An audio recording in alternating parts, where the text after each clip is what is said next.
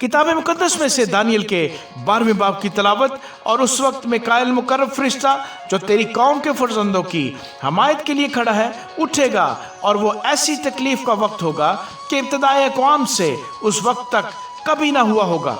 और उस वक्त तेरे लोगों में से हर एक जिसका नाम किताब में लिखा होगा रहाई पाएगा, और जो खाक में सो रहे हैं उनमें से बतेरे जाग उठेंगे, बाज हयात अब्दी के लिए और बाज रसवाई और जिल्लत अब्दी के लिए। और अहले दानिश नूर फलक की मानद चमकेंगे, और जिनकी कोशिश से बतेरे सादिक हो गए सितारों की मानद अब्दुल्लाबाद तक रोशन होंगे। लेकिन तू ऐ दानियल इन बातों को बंद कर रख और किताब पर आखिरी ज़माने तक मोहर लगा दे। बतेरे उसकी तफ्तीश और तहकीक करेंगे और दानिश अफसून होगी। फिर मैं दानियल ने नजर की और क्या देखता हूँ कि दो शख्स और खड़े थे, एक दरिया के इस किनारे पर और दूसरा दरिया के उस किनारे पर।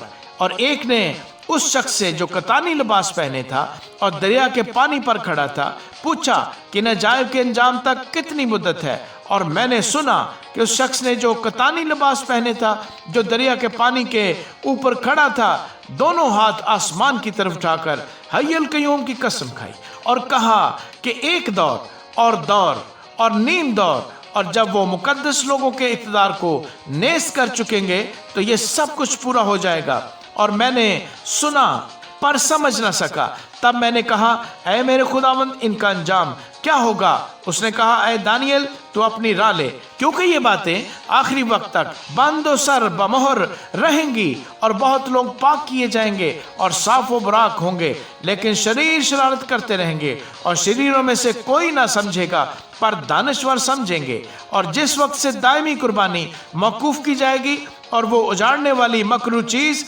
नस्ब की जाएगी 1290 दिन होंगे। मुबारक है वो जो 1335 रोज तक इंतजार करता है।